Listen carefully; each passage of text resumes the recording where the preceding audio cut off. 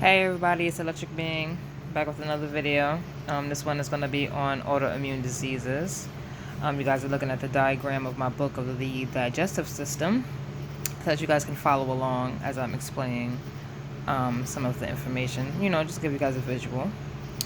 So it took me a while to do this video. I had some other things going on, but in between that, I've been doing a lot of reading and research. And watching a lot of testimonials on people who've been working to try to cure their autoimmune diseases. Okay, so I found this to be a very interesting topic, especially when I watched a video posted by a doctor on his influx of emails that he was getting from patients and people responding to the YouTube channel that he has, letting them know that they were healing their autoimmune diseases. And I was like, wow, this is very interesting. It's very interesting, and all the things start to tie together. So that's pretty much what made me want to talk about this. Now, as you guys know, I made a video probably in the beginning of this channel when I was discussing my health journey, that I was dealing with psoriasis and eczema since I was about the age of 8. They're not sure if it's eczema or psoriasis because it's a little bit more extreme than eczema, but it's not anywhere near psoriasis. Okay, so pretty much, like, if you look at my hand, okay, you see that? All right, you see the dryness that's going on? You see the dryness in the crack of my hands? Okay, that used to be all over my hands, and it wouldn't go anywhere else. It was never on my arms or anything like that, just my hands. And so that's why my skin gets wrinkly looking, because a lot of the moisture is just constantly escaping. You know what I'm saying? And I know to some of y'all be like, holy shit, that looks crazy. You know what I'm saying? But if you guys knew what it looked like when I was in middle school, elementary school, you'd be like, holy hell, you did a damn good job getting this shit to go away. My hands starting to look human again. Okay? So you guys pretty much had to look at what I'm dealing with. And it's not on, like I said, all over my body. Is just on that hand. Because my other hand, if you look, is normal. Okay? Alright. So, one thing I had to learn quick was to get off chemicals. The chemicals fuck with your endocrine system. A lot of these chemicals mimic sex hormones. They pretty much confuse the body. And so, the reason why I started to learn this as I started going through people who suffer with eczema since I was in high school. I've just been reading about it. They're saying that a lot of the parabens, a lot of the perfumes, a lot of the chemicals and commercial ingredients are endocrine disruptors, and pretty much it confuses your hormones. Okay, and so I was like, well, if parabens can do that to hormones, can't GMOs do that to foods, right? Because essentially they were saying about the chemicals in the lotions and things like that they were parabens, and the parabens were irritants to the body. So your body's pretty much treating it like a toxin or an allergy that it's trying to get rid of. Okay, and if you go and pay attention, people with eczema cannot use a lot of commercial products. They pretty much damn near tell you to stay away from damn near anything chemical. So that was the beginning of me getting off of chemicals, me trying to heal my eczema, which just happened to benefit my actual diet also. So, I mean, that was excellent. As I got off the chemicals, so like I started to switch over my deodorants, I started to switch over my toothpaste, I stopped using perfumes, and switched over to oils, like essential oil combinations, the oils that the Muslims would be selling me on the train and in their shops. I went from lotions that had chemical ingredients in them to shea butters and oils as lotions.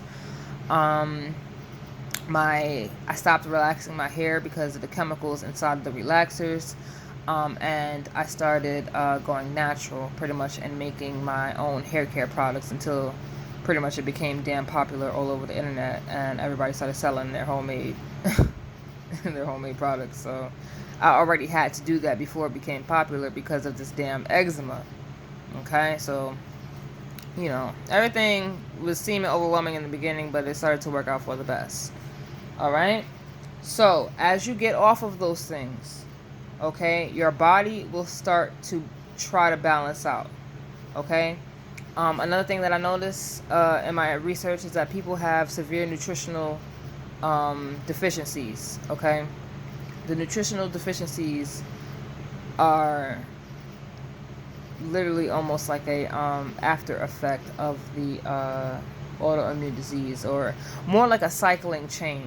You know what I'm saying? Because the autoimmune diseases are robbing you of your nutrients. This is why this shit is so important.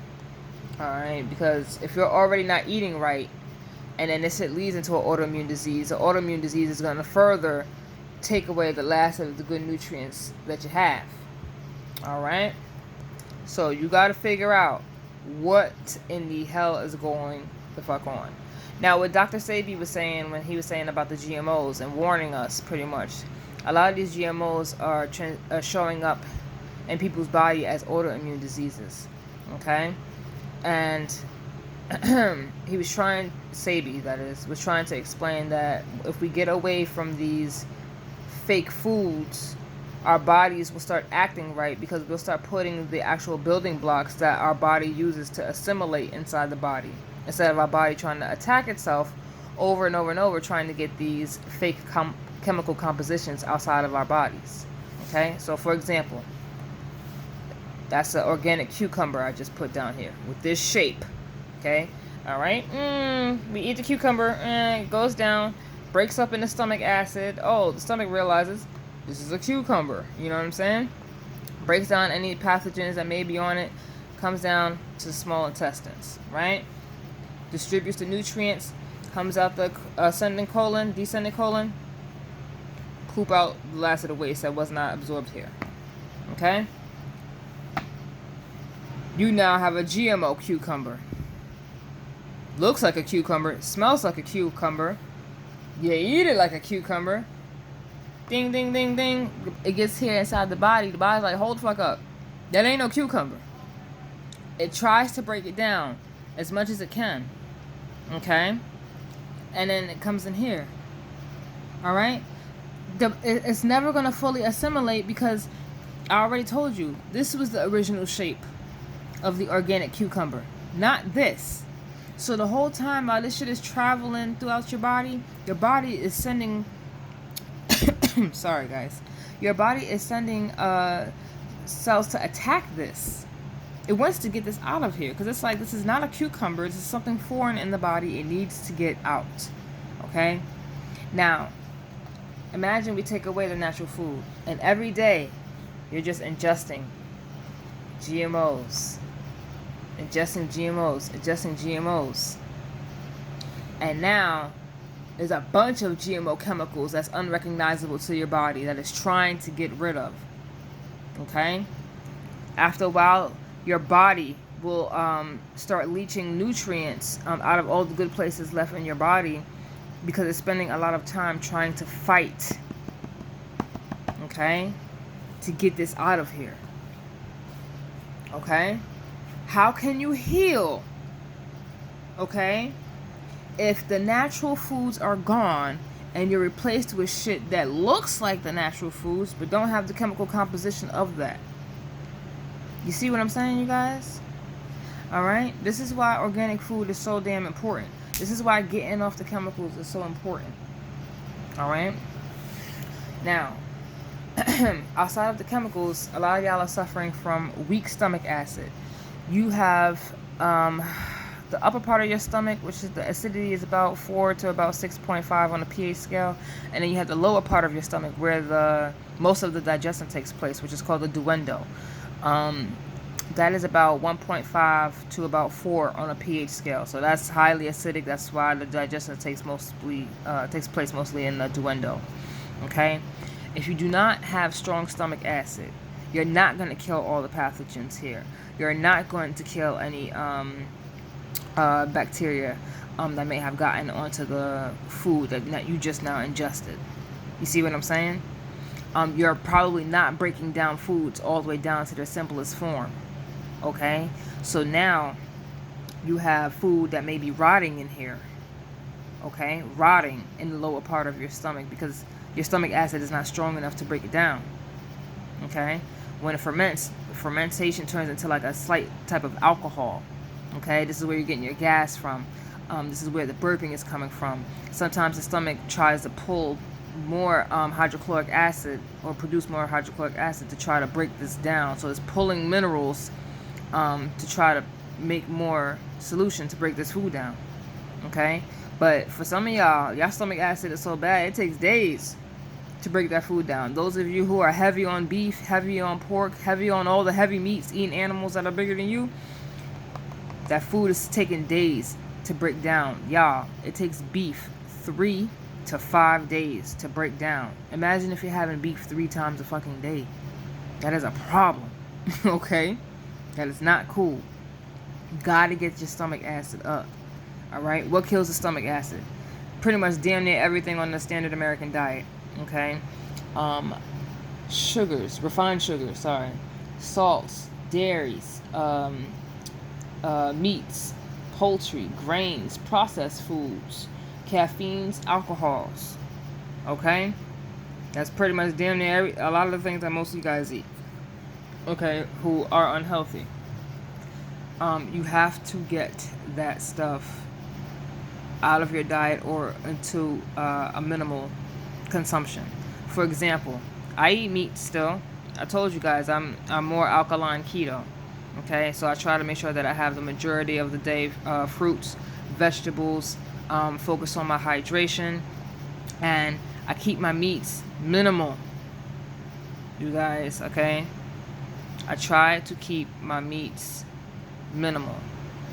All right, so I'm still getting my protein, but I'm not stuffing freaking pork down my stomach. You get what I'm saying? All right, and so my body can therefore break down those foods, and because I don't eat meat every single day, I'm giving my body a break on top of me intermittent fasting. Okay, so I'm allowing my body the time to break this down. I'm not overwhelming my body by stuffing a shit ton of meat inside of it just because I'm keto. Okay, and that's allowing my body, to do what it does,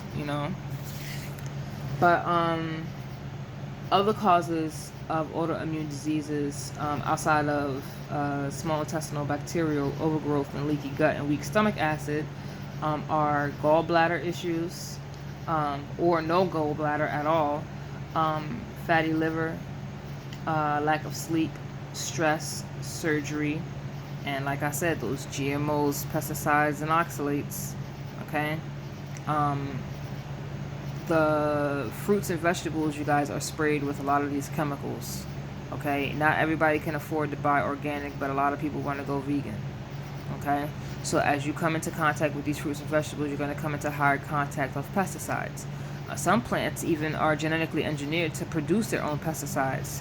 So what is that doing inside the body? Okay, for God's sakes, y'all, they allowed Agent Orange to be legally sprayed on our fruits and crops. Okay, do you know Agent Orange was a chemical used in the Vietnam War that a lot of people are suffering with cancer because of that now? Okay, so you got cancer causing agents being sprayed on our leafy greens, fruits, and vegetables on top of other chemicals. Okay, that is a problem. I told y'all, you got to stay away from the chemicals if you're trying to fix your autoimmune disease. Okay, so what I find is that a lot of people started listing how they were curing their autoimmune diseases. So there's multiple different ways, not just one. Okay, so some people are doing the carnivore diet. Okay, now I myself don't believe that people should be on the carnivore diet long term. When you start having restrictive diets, that's usually to heal something. Otherwise, you should be eating whole. Restrictive is to heal. When you get sick, your body naturally shuts off the desire to eat because it is segueing. That's not even a word. Sorry. It's segueing its energy over to healing. Remember I told you guys, either you're healing, okay, or you're digesting food. You're not doing both. The energy has to be diverted to one or the other. That's a parasympathetic system versus the sympathetic system. All right? They do two different things inside the body, two different tracks on the body. Okay? So, the carnivore diet eliminates fiber, eliminates the oxalates that are inside of a lot of these plants, and increase the fat intake, and replaces a lot of the minerals and things like that are being lost. Okay? The fats are going to calm down the inflammation pretty much, and because they have taken everything that could possibly be sprayed with a pesticide or any type of thing that makes its own pesticide, they can now reintroduce one vegetable, one fruit back into their diet at a time, so they can see which ones it is that they cannot have. Okay? Or that's causing the irritation. Other people are doing fasting and herbs, so they completely put their body into sympathetic mode, pretty much fasting. They're not eating. Okay? So all of their energy is being segued to healing, and they combine that with herbs. So they're taking herbal tonics. Okay, a lot of those herbal tonics are wild oregano oil, essential oils, thyme, essential oils, clove, garlics. Okay, and those are all antimicrobials, which are going to kill the bad bacteria. So if like I said, if your stomach acid don't kill the bacteria and pathogens before they get into the small intestines, and now they're running around multiplying wild in here, because this is an alkaline pH in the small intestines, there's nothing here to kill them. You now have to add in, you pretty much got to douse your entire digestive system with these antimicrobials to kill this shit in here. And fast. Okay? Okay? To pretty much give it time to work just that liquid through the system. And that's how you slowly start to kill it. Okay? Other people are deciding to go and increase their bile salts. Okay? And bile is made by the pancreas, and it's also made by the gallbladder. Okay? Now that helps you to digest fats, and that helps you absorb more nutrients out of your food. Okay, so when you increase your bile salts, they also add that with hydrochloric acid tabs, and that just improves the acidity of your stomach. And if some people who don't like to take pills and tabs, okay, they do apple cider vinegar and ginger with the bile salts, and that will increase the acidity of the stomach, increase the food absorption, which will help your mineral intake go back up and increase itself. Okay, so that you can eventually start to even out your health. Okay, now some of the things that they said that you should avoid while trying to fix these issues, like SIBO, leaky gut, things like that. They said you want to get rid of fiber for about a month to 6 weeks. And the reason why they said that is because the bacteria is going to eat the fiber, and then it's going to ferment, okay, which is going to cause you gas and discomfort and more irritation, more inflammation, which is what you're trying to get rid of. Okay, so you're going to avoid fiber. You're going to avoid grains, which is going to break down to sugar and possibly ferments, which is going to feed the bad bacteria. Sugar feeds bad bacteria. Okay. You're going to get rid of the probiotics, okay, because that's going to add more bacteria, and when you add more bacteria into here, while this shit is already running rampant, the bacteria are going to start to compete with each other, which is going to cause further discomfort and further inflammation, okay, and the prebiotics is in that same list also, okay, because that's like an alcohol, okay, anything that ferments is going to have bacteria, and it's going to turn possibly into some form of an alcohol. That's why they have the alcohol warning on the side of your kombucha. Okay, all right, so like I said, that's just some information to start you guys on your journey if you are dealing with any autoimmune diseases. Pretty much you want to start an elimination diet, okay, all right, and you're going to focus on things that's going to calm down the inflammation, and then slowly reintroduce food so you can see which foods are triggering you. That's a longer process. Other people opt to take, like I said, the gut microbiome test so they can see the development of their gut flora, so they can see what food sensitivities they may have through that stool test. Others get food allergy tests also, which they take through the blood. Okay, so these are all avenues for you guys to help. I wish I had pictures from when my psoriasis was horrible compared to now, so you guys could see. But as I continue to get off the carbohydrates, okay, I definitely see my psoriasis going away, guys. So alkaline foods, foods that fight inflammation, and elimination diets. So you can slowly see what is the irritant in your diet. Maybe it's the oxalates in the plants, okay, bothering you. Maybe you're not having enough strong stomach acid by eating this acidic diet, standard American diet, okay, which is acidic forming, which is terrible for the blood pH. Maybe that's messing you up and you're not absorbing enough minerals and everything. You're becoming nutrient deficient that way, okay? And that's how you also, guys, real quick, that's also how you get osteoporosis. Because the osteoporosis is pretty much a result of your body leaching minerals and vitamins and things that it needs to maintain its alkalinity. Okay?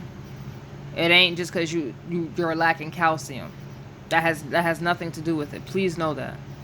Okay? Because if you're absorbing the nutrients from all of your whole foods, because there's vegetables that have calcium in them also, okay? I need you guys to know that.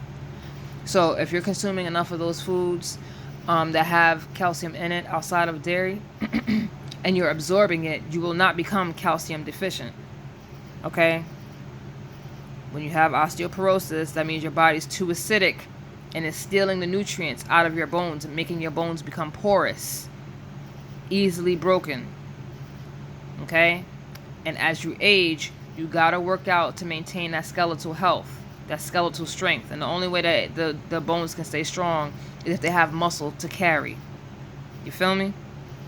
Alright, but I'm going too far now. So I got another video coming on another subject very close to the digestive system. So I'll see you guys in the next one. If you guys stay to the end, thank you. I'll talk to you later. Peace.